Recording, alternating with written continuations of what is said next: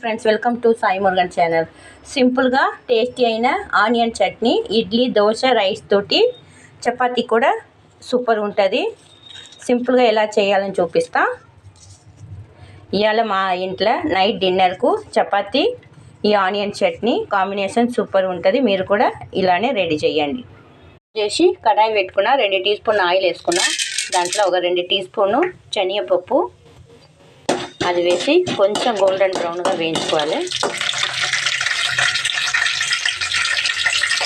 శనగపప్పు వేగినాయి. దీంట్లో కట్ చేసుకున్న ఒక 3 ఆనియన్,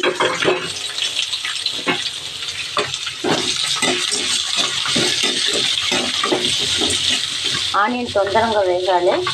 ఇంకా 1/2 టీ స్పూన్ సాల్ట్,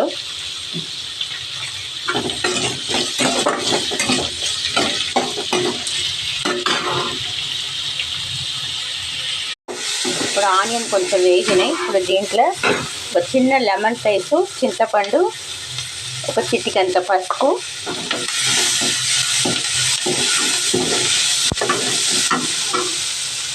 ఒక 2 టీ స్పూన్ కారం,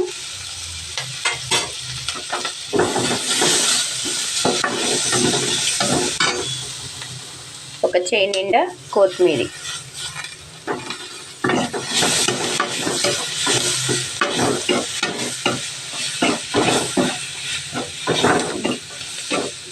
ఇప్పుడు ఆనియన్ మొత్తం వేగినాయి. మనం వేసిన ఉప్పు, కారం, పసుపు మొత్తం వేగిపోయినాయి. ఇప్పుడు స్టవ్ బంద్ చేసి చల్లార్చినాక కొంచెంగా వాటర్ పోసి మిక్సీకి పేస్ట్ లాగా పట్టేసుకుంటాం. ఇదిగో మనకు చట్నీ అయితే రెడీ అయిపోయింది, టేస్టీ అయినా. ఇప్పుడు దీనికి ఒక పోపు వేసుకోవాలి. కడాయి పెట్టి 2 టీ స్పూన్ ఆయిల్, కొంచెం ఆయిల్ ఎక్కువ పడుతుంది. ఆవాలు, మినపప్పు, కొంచెం జీలకర్ర వేగినాయి. దీంట్లో ఒక రెబ్బలు కరివేపాకు, ఒక 2-3 ఎల్లిపాయలు దంచినవి,